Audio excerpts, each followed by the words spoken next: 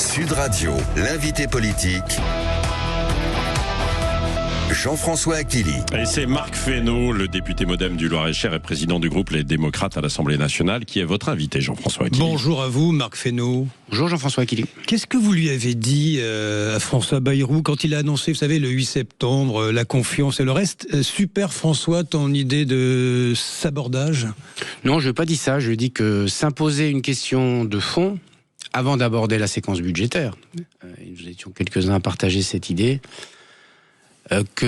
aborder cette question budgétaire sans poser la question de la trajectoire, c'était au fond faire semblant de rentrer dans le budget avec toute chance que, au bout de 3 jours, 10 jours, 15 jours, la censure s'impose à coup de, de recul qui ne tiendrait pas la trajectoire. Et au fond, on voit bien d'ailleurs dans le débat qui se noue depuis une dizaine de jours. Donc vous avez dit quoi? C'est une bonne idée? Je pense que c'est utile, je lui ai dit, de poser le débat de confiance, qui est celui de est-ce qu'on est bien d'accord au moins sur le diagnostic, et vous êtes d'accord au moins sur la trajectoire. Fesneau, vous êtes d'accord pour dire que c'est une forme d'autodissolution de Matignon après la dissolution ratée l'année dernière? Il y a un chemin, pardon, on évoquera sans doute les propositions des uns ou des autres, mais il y a un chemin qui est celui de la responsabilité. Donc c'est pas prôner la responsabilité, faire le pari de la responsabilité, c'est pas une autodissolution ou une autodestruction. Vous êtes d'accord pour dire que c'est fini, il n'y a pas de trou de fourmi comme il l'a dit, c'est fini, on a bien compris. On est mardi, les éléments que j'ai sur la table me font penser qu'effectivement il n'y aura pas de vote de confiance majoritaire. Mais vous savez, dans la vie politique, faut toujours s'attendre à des revirements ou à des évolutions. D'ailleurs, c'est pas forcément des revirements. Je pense que la situation qu'a posée François Bayrou, à la fois dans le budget qu'il a proposé le 15 juillet et dans le diagnostic sur lequel il s'est présenté devant nous le 8 septembre, est une situation qui va s'imposer aux uns ou aux autres. C'est le constat d'une impasse. Je suis Premier ministre, ça ne marche pas, je vous le dis, je m'en vais. Non, c'est pas le constat d'une impasse. On verra ce qu'il adviendra du 8. Mais on ne peut pas continuer dans ce pays... François Achili, on ne peut pas continuer dans ce pays à faire semblant vis-à-vis de la dette et du déficit. C'est pas pour le plaisir... Attendez, c'est pas pour le plaisir des comptables. C'est pas seulement par la crainte, parce que moi je ne crois pas qu'on a manœuvre avec la crainte seulement du FMI, des marchés, quand bien même il faille quand même y faire attention. C'est parce que nous empêchons nos capacités d'investissement et à intervenir sur des sujets qui sont des sujets de préoccupation des Français si on continue à creuser la dette et le déficit. On est à 60 milliards de remboursements d'annuités. On va passer à 100. Il l'a répété. C'est 40 milliards de delta en 2022. Attendez, c'est 40 milliards de delta. Oui. Vous ne croyez pas qu'il serait plus utile dans les services publics, dans la défense, dans la réindustrialisation, plutôt que de les donner aux banquiers, au fond? Marc Fesneau, vous dites faire semblant. Il faut arrêter de faire semblant, sur ce sujet. Il reçoit Marine Le Pen et Jordan Bardella ce matin. Vous y allez en tant que patron du groupe MoDem demain. À quoi ça sert de consulter? C'est pour promener le chien? C'est du petit théâtre? Tout le monde sait que ça ne sert à rien. Non, ça ne sert jamais à rien. En démocratie, de rencontrer les uns ou les autres, quand bien même ce soit des adversaires résolus. Mais ils ont déjà dit la messe. Oui, mais ils ont dit la messe, et en même temps, c'est bien qu'ils continuent à entendre, et on verra ce qu'il adviendra, ce qu'ils continuent à entendre, ce qu'est la réalité du pays. Parce que ce soit Madame Le Pen ou les autres, tout le monde est en situation de responsabilité. Quand on est élu, Bayrou a souvent dit d'ailleurs que les 577 députés que nous étions tous à équivalence de responsabilité. Et donc quand on est en équivalence de responsabilité, il est normal qu'on puisse échanger pour dire voilà la situation du pays, voilà pourquoi je pose cette question, et voilà ce que j'attends des forces politiques, y compris d'opposition. Vous savez qu'il paraît qu'Emmanuel Macron consulte déjà pour trouver le successeur. C'est dur la vie politique, Marc Fesneau, c'est sans pitié. Moi je spécule pas sur des spéculations, pardon de vous le dire. Il paraît que la vie politique que le président de la République que le président de la République consulte en général, d'ailleurs il a toujours consulté. Mais moi, je viens pas commenter, je suis pas un commentateur, et je suis pas un commentateur des rumeurs ou des consultations supposées. Je vais vous faire commenter le Parti Socialiste d'Olivier Faure qui s'y voit déjà avec un contre-budget. Vous en pensez quoi du contre-budget du PS? C'est pas un contre-budget, c'est un déficit augmenté. C'est une forme de réalité qui n'existe pas, autant dire une fiction. Au fond, on sait qu'on a une dette et un déficit, et d'ailleurs c'est très intéressant parce qu'on reproche à Bayrou d'avoir posé cette question-là. Enfin, je vois que cette question mérite d'être posée, puisque la trajectoire proposée par le Parti Socialiste, elle est une impasse.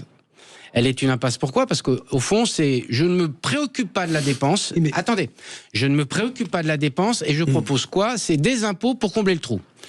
c'est un puits sans fond, les impôts qu'on les trouve. Parce que la première année, vous avez besoin de 32 milliards, ce qui est énorme. La deuxième, vous aurez besoin de 40. La troisième, vous aurez besoin de 50. Vous appauvrissez le pays. Nous créons chaque année simplement 50 milliards de richesses supplémentaires. L'inflation et la croissance, c'est 50 milliards de plus.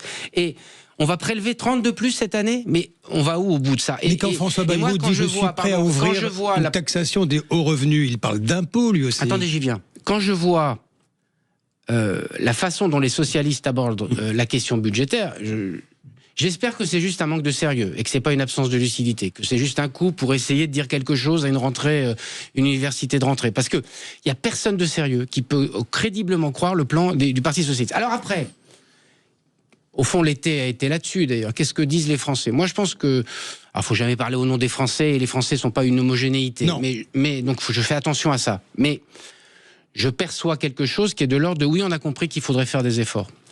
Simplement, il y a quelque chose qui crie plus fort que ça encore, c'est il faut que ce soit juste. Donc, il faut que ceux qui peuvent le plus faire des efforts fassent plus d'efforts que les autres. Oui, mais les Français que vous citez, Marc Fesneau, dans les enquêtes d'opinion, dans les sondages, disent oui au départ de François Bayrou et même Macron démission. Mais voilà ce qu'ils disent. Ça n'est pas qu'un sujet de personne. Vous me posez une question. Il y a une forme de ras-le-bol des Français, mais de le la ras-le-bol politique. général, il est aussi le sentiment, moi je l'ai beaucoup entendu, qu'à la fin, c'est toujours les mêmes qui contribuent.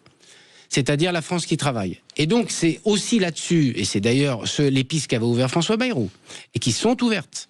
C'est des pistes qui visent à dire, il y a un effort à partager, mais selon votre capacité contributive, selon les efforts que vous pouvez consentir, vous ne serez pas traité de la même façon. Il y a les efforts de l'État, dans son train de vie. C'est le reproche qui est fait, Marc Fesneau. Pas assez de réformes structurelles. On n'ouvre pas le capot de la voiture, on ajoute des impôts, on rabote. Non, c'est inexact. Mais on ne change pas le système. Dans le projet de budget qu'a présenté Bayrou le 15 juillet, pardon de vous dire qu'il y a des mesures structurelles. Quand vous êtes sur la fraude, quand vous êtes sur l'assurance chômage, quand vous êtes sur le freinage. Vous n'êtes pas sur le millefeuille, par exemple, qui était son grand credo. Le millefeuille administratif. Mais oui. le millefeuille administratif, je rappelle que Amélie de Montchalin a dit à plusieurs reprises que l'objectif, c'était de réduire environ un tiers des agences et des offices.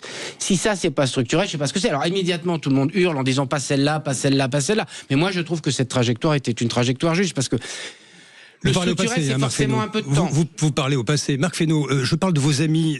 Édouard Philippe, patron d'Horizon, qui a déclaré « Je crains que la dissolution soit inéluctable ». Il a raison? Non, moi je pense qu'elle n'est pas inéluctable. Elle n'est pas inéluctable. C'est dit par un allié, hein. Mais ça peut être un allié. J'ai d'excellents rapports avec Édouard Philippe. On peut aussi ne pas être d'accord avec Édouard Philippe sans que ce soit une offense. Je pense qu'elle n'est pas inéluctable, parce que ce qu'il faut conjurer, c'est l'irresponsabilité collective de ceux qui aspirent à gouverner un jour et qui disent au fond c'est pas mon problème. Et comme je veux pas que ce soit mon problème, je dis dissolution ou destitution. Au fond, c'est une fuite en avant, cette affaire-là. Or, il y a les capacités à l'Assemblée nationale à trouver des points majoritaires. Je rappelle que le budget 25, qui est un budget mis en œuvre et pensé par François Bayrou, c'est un budget qui est l'objet d'un compromis. D'ailleurs, on a plutôt réussi, puisque il était prévu 6,3 de déficit, on est sur une trajectoire à 5,4. Donc c'était donc possible de réduire la dépense sans saigner tout le monde. La trajectoire maintenant, elle était inatteignable. Non, la trajectoire de 2025, elle est atteignable. Je vous parle de la... Non, mais les prochaines, c'est fini. Non, mais pardon, Jean-François Killy. Oui. Essayons de nous mettre sur les faits. Le budget 2025, il est l'objet d'un compromis. Et ce budget 2025, il a permis de freiner la dépense publique et de réduire le déficit. Pas assez. C'est pour ça qu'il faut faire un effort encore sur 2026, 2027 et 2028. Marc Fesneau, qu'est-ce qui s'est passé? Pourquoi est-ce qu'il n'a pas convaincu, pourtant les chiffres sont là, les fameux 100 milliards d'intérêts de la dette en 2029, ça devrait nous frapper dans notre imagination, mais c'est quoi? Ce sont des erreurs de com, les fameux 2 jours fériés, des objets de crispation? Il l'avait dit d'ailleurs.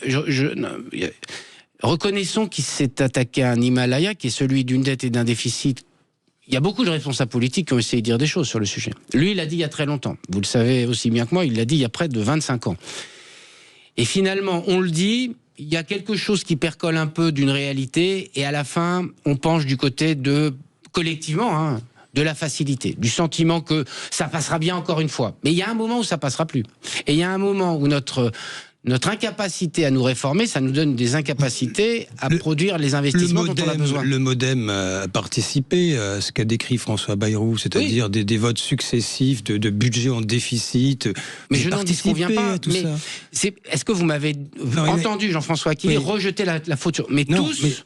c'est pas mon genre. Donc tous, nous avons participé. Mais quand il y a eu la crise Covid, qui est venu dire faut pas protéger les restaurateurs? Qui est venu dire faut pas protéger les salariés qui sont sans activité? Qui est venu dire il faut, au moment de la crise inflationniste, il faut pas faire de bouclier tarifaire? Qui est venu dire il ne faut pas protéger les Français vis-à-vis de la hausse des impôts? Lanceur d'alerte, l'État Et nous y avons participé, si vous voulez, je vous le dise. Certes, mais il y a un moment dans cette trajectoire. Et d'ailleurs, quand vous regardez sur la question, quand vous regardez sur la question de la dette et du déficit, tous les pays ont fait ce qu'on a fait, globalement. Le seul problème, c'est nous, c'est que jamais les cliquets retours se sont mis en place. Et donc, on a continué à laisser dériver, alors qu'il aurait fallu, en raison, dire on ne peut plus le faire. Marc Fesneau, vous entendez la petite musique qui monte, Macron démission, c'est même dit par des gens raisonnables, hein, Jean-François Copé, David Lisnard, Hervé Morin, ce ne sont pas de dangereux révolutionnaires. Vous répondez quoi ce matin? Mais je pense que on ne peut pas en permanence, parce qu'il y aurait des crises ou des difficultés, remettre en cause le suffrage universel. Alors, l'Assemblée nationale a été à peine élue il y a un an, c'est le choix des Français, l'Assemblée nationale, hein. Ils ont été consultés il y a 1 an et 4 mois. On leur dit. Oui, enfin, la dissolution, c'est le choix du président. D'accord, les Français se sont prononcés. Il y a eu un vote. Non, mais, oui, attendez, il y a eu un vote. Et on dit 1 an et 4 mois après, ah bah ça marche pas, il faut revoter. Et puis maintenant, comme ça suffit pas, il faut dire on va revoter aussi sur le président de la République. Le président de la République, il a été élu pour 5 ans. Et donc je considère que cette instabilité permanente, si vous croyez en plus que ça vient pas rajouter de l'instabilité à l'instabilité, personne peut croire autre chose. Et donc, je répète, c'est une fuite en avant. C'est une fuite en avant pour échapper aux responsabilités. Les responsabilités, c'est que ce que nous sommes les uns et les autres, il faut qu'on s'entende. Il y aura des échéances en 2027. C'est pas si loin, c'est dans 18 mois que s'enclenchera la campagne présidentielle à peine. Il y a le temps quand même de faire un travail, y compris et notamment budgétaire, dans l'intervalle qui nous sépare de 2027. 2027, il faut que ce soit un moment démocratique, il faut qu'il y ait le temps, et c'est pas la peine de précipiter les choses. Ça a duré un quart d'heure notre entretien. Vous vous rendez compte, c'est quand même un peu j'ai envie de dire un mot un peu vulgaire, mais c'est un peu la panique. Quelle panique? La vie politique aujourd'hui, c'est la panique, Marc Fesneau. Reconnaissez-le, cette décision-là est une décision sans doute que vous trouvez courageuse, mais qui est un peu suicidaire. Elle est courageuse et en plus elle porte devant tout le monde la question de la lucidité en politique et de la responsabilité et de la vérité. Bon, alors c'est parfois difficile à entendre, mais chacun est devant ses responsabilités maintenant. Moi, je ne suis pas paniqué dès lors que j'ai encore espoir qu'il y ait des forces politiques qui puissent se parler sans faux semblant, sans penser à 2027 et avancer sur les... Parce que les gens, qu'est-ce qu'ils attendent? Ils n'attendent pas une présidentielle, ils n'attendent pas une législative, ils attendent qu'on ait un budget. La semaine prochaine, pour conclure, il faudra un Premier ministre type Darmanin et autres qui soient issus du socle commun, c'est ce que vous voulez. Moi, je fais les séquences les unes après les autres, pardon, je passe pas ma vie, parce que je vais pas faire ce que je reproche aux autres. C'est-à-dire, je passe pas ma vie à penser le 9 septembre et je passe pas ma vie à penser le 2027. Je vous prie de me croire, parce que moi je pense que si nous ne résolvons pas les problèmes aujourd'hui, on court à la catastrophe demain. Et donc c'est aujourd'hui qu'il faut résoudre les problèmes. Il reste 6 jours. Merci Marc Fesneau. Merci à vous. Merci Marc Fesneau, Jean-François Aquili. Dans un instant, le grand débrief jusqu'à 9h et le standard, vous êtes ouvert 0826 300 300 autour de cette question. Est-ce que Macron doit démissionner? Ça a été posé carrément par certains politiques, comme l'a dit Jean-François Aquili. Que pensez-vous aussi des arguments de Marc Fesneau? Elisabeth Lévy qui disait tout à l'heure, finalement nous sommes tous responsables, faut arrêter de rejeter la faute aux autres. Et puis il y a cette histoire qui choque évidemment aussi des narcotrafiquants qui voulaient apporter des fournitures scolaires dans des quartiers du côté d'Orange. 0826 300 300.